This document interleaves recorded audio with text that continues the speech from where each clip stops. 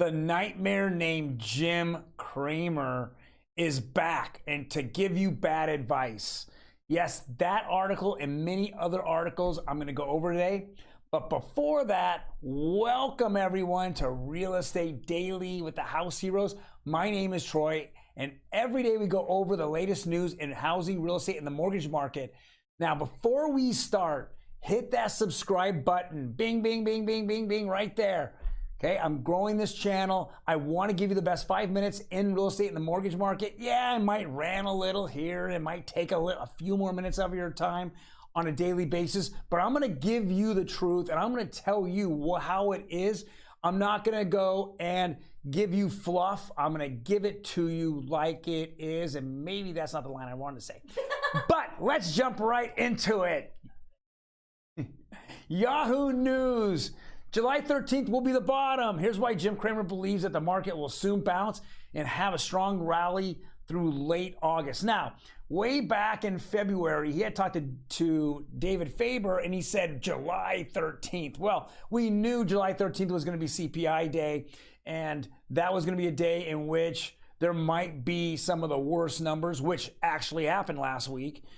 But the things that Jim Cramer is talking about is so far off, it doesn't make sense. Now, we're going to find out here next week about whether we're in a recession or not and what the actual Fed's going to do. Are they going to raise it 75 basis points or 100 basis points?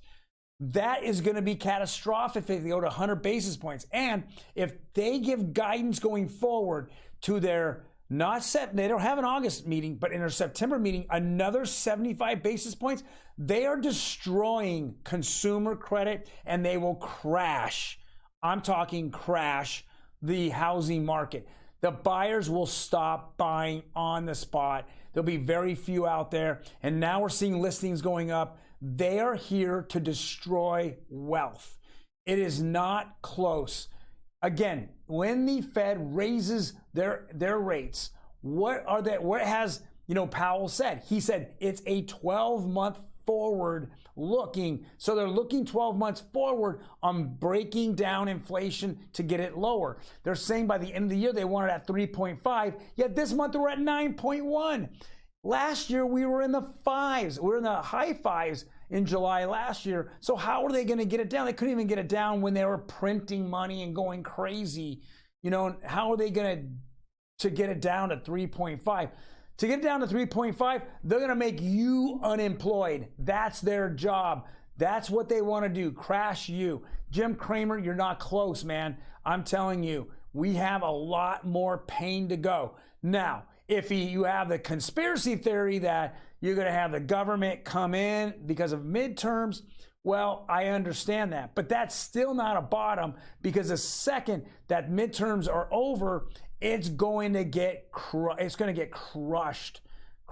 Even though, we might see better numbers. Why would we see better numbers? Is it because the economy's better? No, because the economy last year was so terrible that even though we didn't feel it because the Fed hadn't done anything about it, they called it transitory.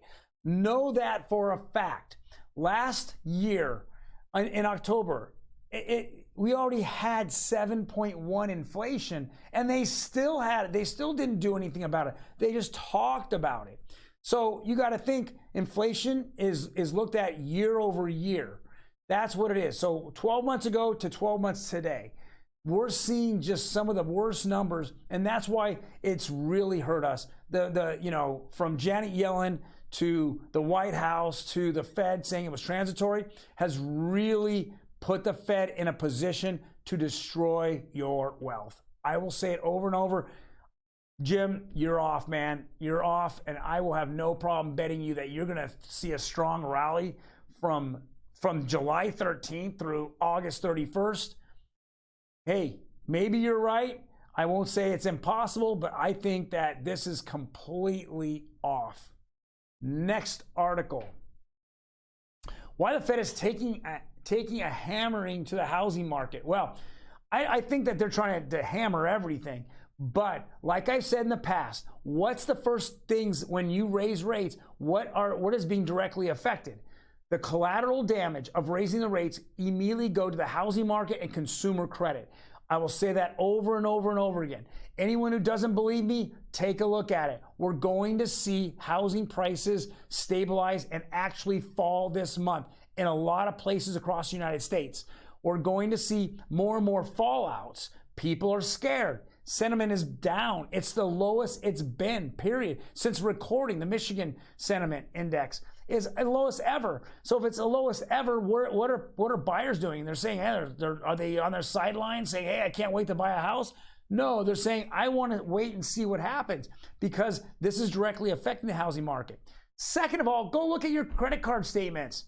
You're going to go choke up how much that interest payment is going to be every month. I looked at mine. I'm like, man, I looked at my Chase credit card and it said 25% interest. Man, it's literally like I feel like there's like a Guido sitting in my front door pounding on it like, hey man, I got 25% interest. Pay me now. This is not good. Guys, definitely check it out. Do not look at it like, I don't want to look at my credit card payment.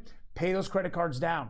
I know consumer debt continues to rise crazy, and because of the Fed, they're raising your rates and charging you more and more on those minimum payments. Keep going up and up because that percentage rate keeps going up and up. Next article.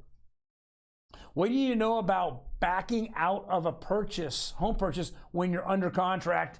Guys, a little bit of advice here. If you're in a contract and you just don't see eye to eye with the seller on maybe repairs of the property, or you lose your job or any of those things, knowing here in Southern California, or actually the state of California, you have 3 contingencies that you can utilize that can get you to back out of your contract and get all your money back. Now, every situation can be different, but in a general sense, these are the things. You have 3 contingencies.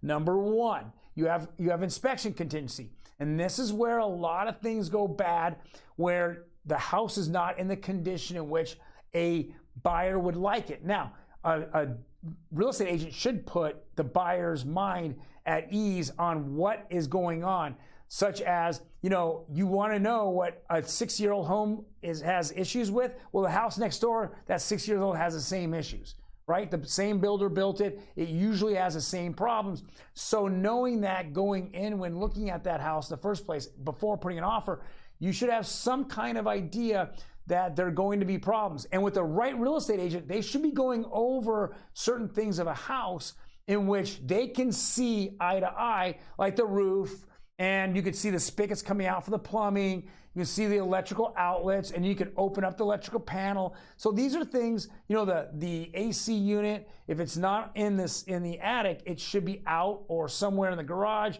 Then you're also looking at the furnace, same thing, right? So you should be able to, when you're walking a house, your agent should be giving you updates on what he feels and sees.